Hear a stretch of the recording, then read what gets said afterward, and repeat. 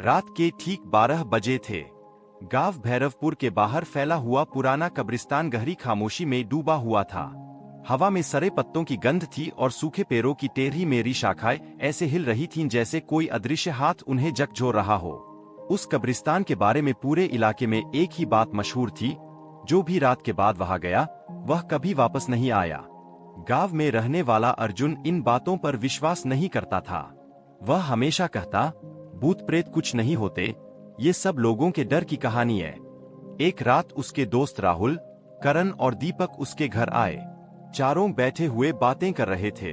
अचानक राहुल ने कहा, अर्जुन, अगर तू इतना ही बहादुर है तो आज रात 12 बजे कब्रिस्तान में जाकर दिखा।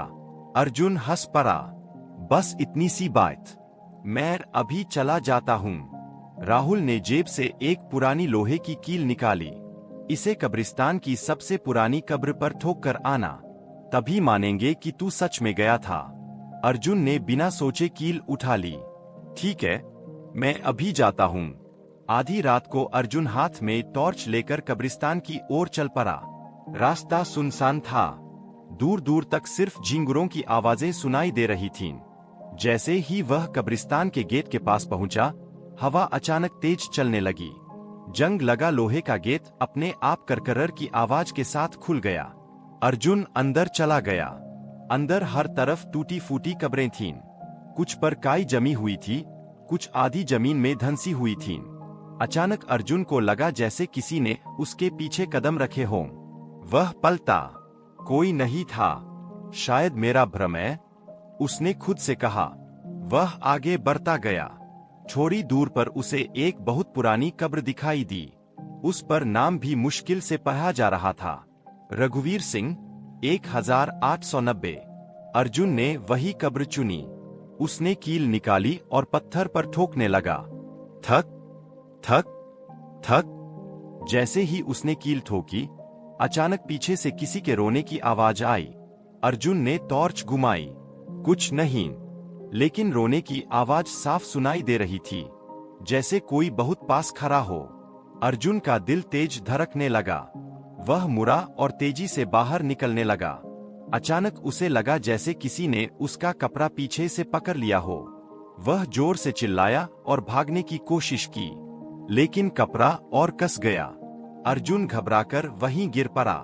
सुबह जब गांव वाले उसे ढूंढते हुए कब्रिस्तान पहुंचे तो अर्जुन जमीन पर पड़ा था। उसकी आंखें खुली हुई थीं और चेहरा डर से सफेद पड़ चुका था। गांव वाले उसे घर ले आए। जब अर्जुन को होश आया तो वह कांपते हुए बोला, वो कब्र, वहां कोई था, उसने मेरा कपड़ा पकड़ लिया था। राहुल बोला, शायद कील ठोकते समय तुम्हारा कपड़ा उसी में फंस गया होगा। अर्जुन चुप हो गया। सबको लगा मामला खत्म हो गया, लेकिन असली डर उस रात के बाद शुरू हुआ। उस दिन के बाद अर्जुन हर रात एक ही सपना देखने लगा। वह उसी कब्रिस्तान में खड़ा होता और एक काली परछाई धीरे धीरे उसकी तरफ बढ़ती, और हर बार वह परछाई उसके कान में फुसफुसाती, तुमने मेरी नींद क्यों तोड़ी? एक रात अर्जुन अचानक चीखते हुए उठा। उसने अपने कमरे के कोने में किसी को खड़ा देखा। लंबा काला साया धीरे धीरे उसकी ओर बढ़ रहा था। अर्जुन डर से कांपने लगा। कौन है? साया और पास आ गया। अब उसका चेहरा दिखाई देने लगा। वह एक बूढ़ा आदमी था, जिसकी आंखें पूरी तरह काली थीं। वह वही नाम था जो कब्र पर लिखा था, रघुवीर सिंह। अर्जुन भागकर घर से बाहर निकल गया, लेकिन जैसे ही वह बाहर पहुंचा, उसके कदम वहीं रुक गए। सामने सड़क नहीं थी, सामने वही कब्रिस्तान था, और चारों तरफ सैकड़ों कब्रें। हर कब्र धीरे धीरे खुल रही थी। उनमें से काले साए बाहर निकल रहे थे। अर्जुन चीख पड़ा। तभी पीछे से एक आवाज आई, अब तुम भी यही रहोगे। अर्जुन मुड़ा। वही बूढ़ा खड़ा था। उसने अर्जुन का हाथ पकड़ लिया।